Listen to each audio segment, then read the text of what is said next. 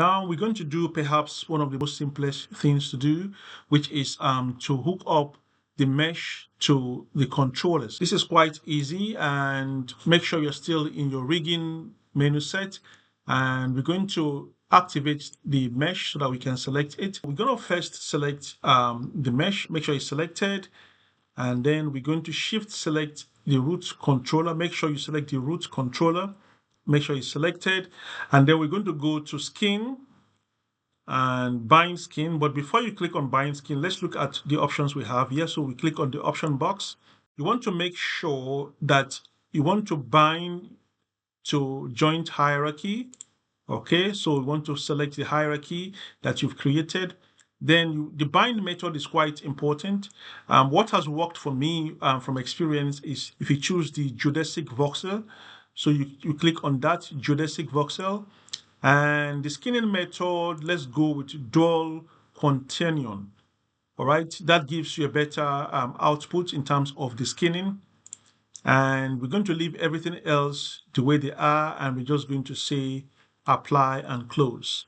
And now is the moment of truth. Let's see if our character has been bound to the controller. So we select the controller. Remember, we're not animating the joints. It's the controller we're going to use for the animation. So make sure that it's selected, and now you can see that the character moves with my controller.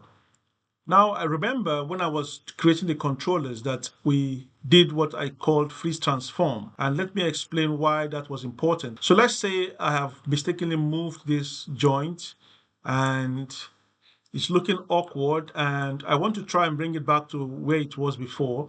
What I could simply do is come to my channel box here and just zero everything out, and then the character is back to where it was before. That is why it's important to make sure that before you hook your joints to the controllers, you have zeroed out all of the attributes in your controller.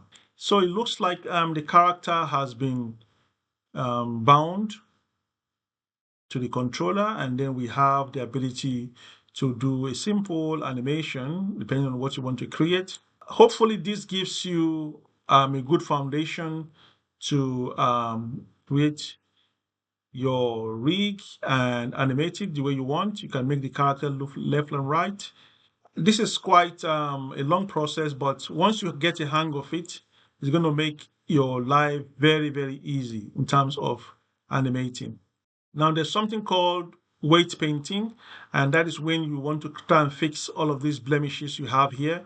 But I'm not going to cover that because I want us to get more comfortable first with the rigging process, and then we can talk about weight painting in subsequent tutorials. But try and get your rigging up to this stage, and then you can do a simple animation, which I'm going to try and do here. So I'm going to deactivate the ability to select my joints and my mesh here. And I can actually hide the joints here because I don't want to see them.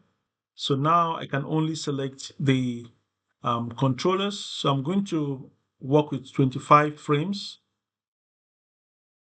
So I want to create a simple animation. Make sure everything is selected. All the controllers are selected. Now we hit S to put a keyframe because S creates a keyframe. I'm going to go to 25, frame 25, and hit S again. And maybe now I can start doing a simple animation. I'm going to come here and move the hip to one side like so. All right.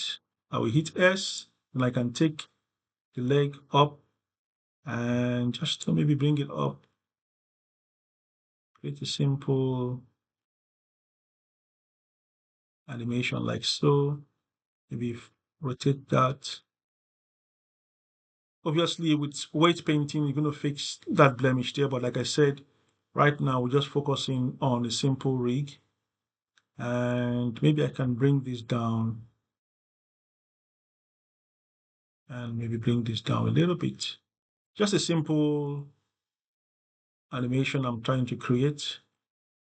And I'm going to, at this point, move this hand up, something like that. Okay.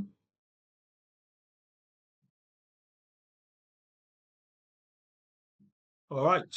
And maybe also move this up slightly.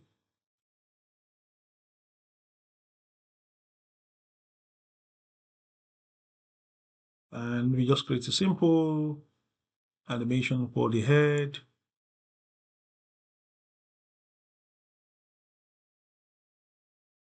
Okay, let's see what we've got. I'm going to hide the controllers also and then just play my animation.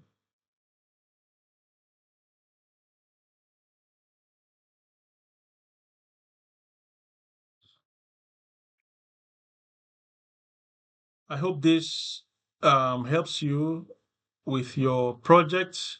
And if you do have any questions, please feel free to ask. I'll be more than happy to answer your questions. Okay, see you and have a good one. Stay safe and keep animating and keep enjoying the process. Bye for now.